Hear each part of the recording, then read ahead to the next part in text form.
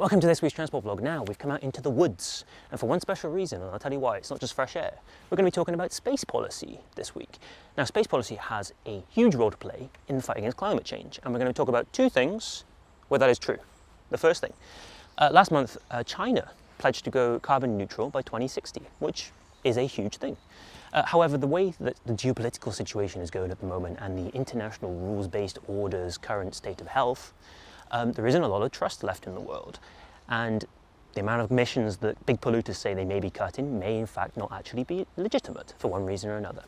Now, linked to this, in 2025, the European Space Agency will launch its Sentinel-7 satellite, which is designed to monitor CO2 emissions in huge detail, not just sort of the amount of emissions that are in the atmosphere, but where they're actually coming from. Now, you could look at this two ways, the carrot and stick approach, right? That there's going to be an extremely advanced satellite system that will be able to pinpoint where CO2 is actually coming from. So there isn't going to be much room to hide. There's this overarching threat of being caught with your hand in the biscuit jar, as we might say. So that launches in mid this decade.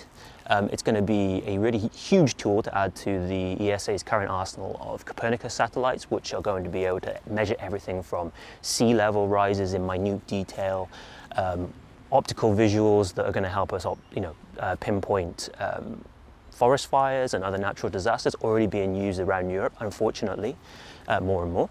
And the second thing that we can look at is the Norwegian government last week said that it would make this agreement available to anyone who wants it to see extremely high detail pictures of the tropics from space, of course. And the point of this deal is to give anyone who wants to see where deforestation is happening, logging, illegal pasturing, all of these kind of things that contribute to climate change, and which unfortunately is leading scientists to worry that the world's rainforests are becoming savannas, so probably emitting carbon dioxide rather than bring it in.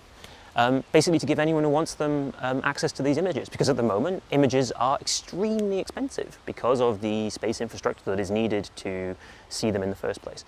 And of course it will act as a strong legal argument for indigenous communities in order to prove that governments around the world are in fact standing by or actively helping log their homes, their places of work, etc., etc. So that's just two things where space, particularly satellites, are going to play a huge role in the way that we take care of our environment. And it doesn't really stop there. I mean, the European Union in satellites is potentially #1 in the world in terms of space exploration and exploitation. We're not quite there yet. But yeah, there we go. There's your nexus between climate change and space. And I'll see you next week. I hope you enjoyed this. Subscribe to the newsletter, share it with your friends. Like if you're watching this on YouTube, we always appreciate that. Comment, tell me where things are going wrong. Do you like the new outdoor situation? I do, fresh air. And I'll see you next week. Ciao, take care.